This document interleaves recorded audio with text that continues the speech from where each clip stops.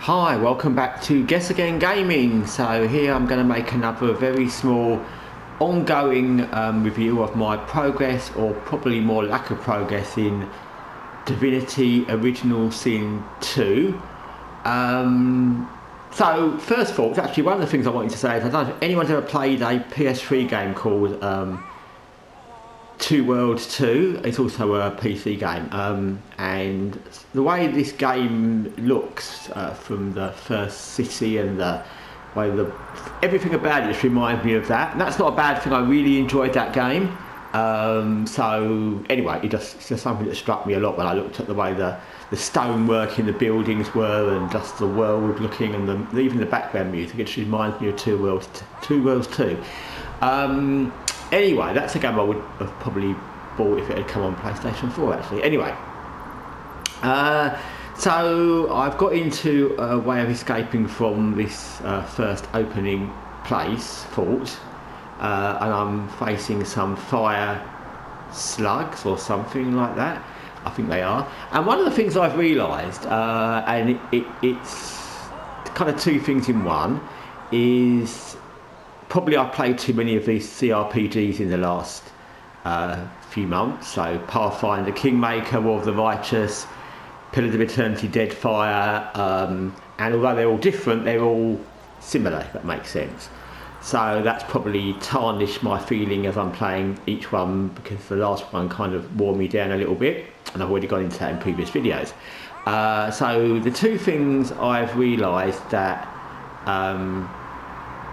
I don't really like in these games is, number one, there's a lot of dialogue. I realised while I was playing this just now that I was just clicking through dialogue just to get rid of it, and that's not a good sign, because this is really like the first part of the first mission. So if I'm already clicking through dialogue because I'm not really bothered about what they're talking about, I just want to get to get it out of the way. That's not good, and there's just so much dialogue. And I'm not saying that's a bad thing in this kind of game.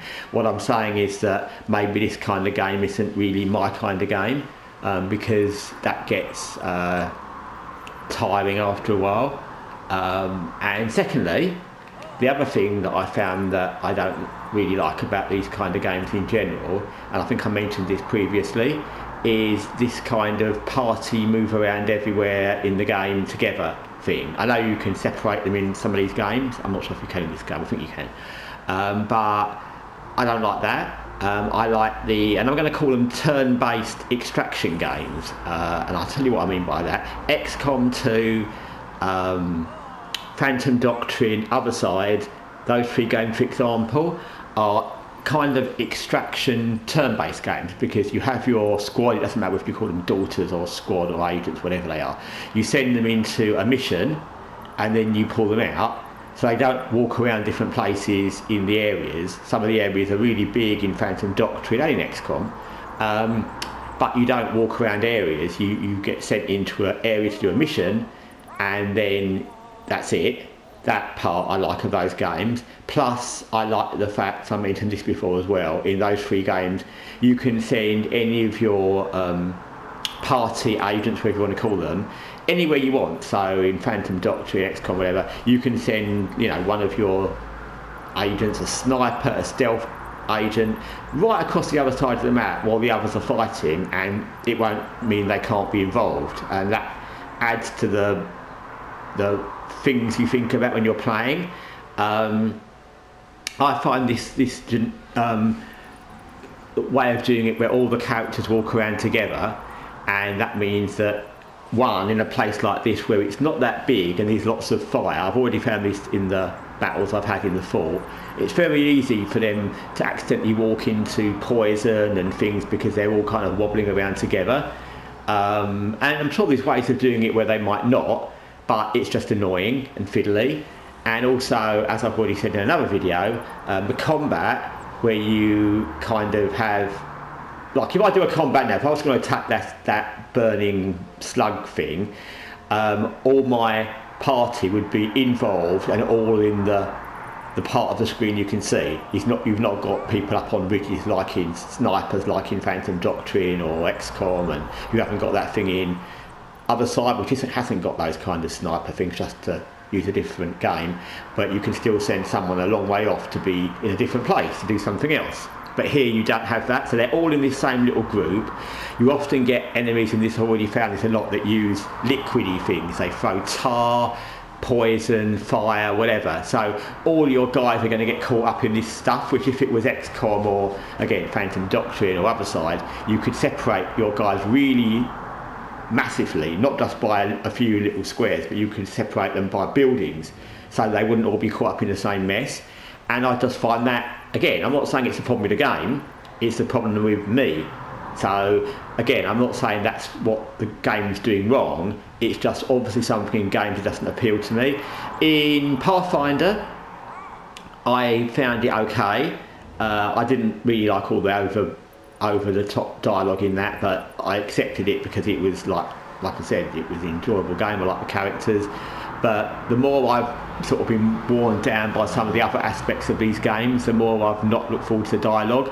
And in this game, it's already become a bit like Pillars of Eternity, where I don't feel very invested in any of the characters. I like the beginning, as I said in the last video. I like the way it starts up with a shipwreck and you're just someone on a shipwreck, but I don't really feel, I don't feel, I don't know, invested in my characters or me. So I decided I'm gonna quit this game as well very quickly, because I realise that if I play this for another 2 or 3 days or another 20 hours, I'm going to end up quitting. I'm never going to finish this.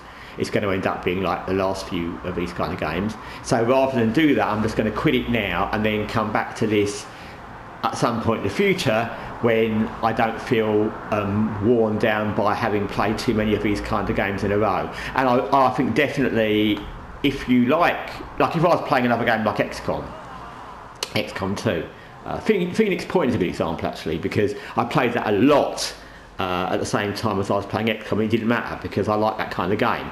But I think to like a certain style of game and play them often, you have to really like it. So because there's things about these kind of games I don't quite like, the fact that I've played an awful lot of them in a row, I think that's kind of done my head in, as my friend would say. So I'm gonna stop playing this, and I'm gonna wait for a better time when I feel my brain is fresh from these kind of games.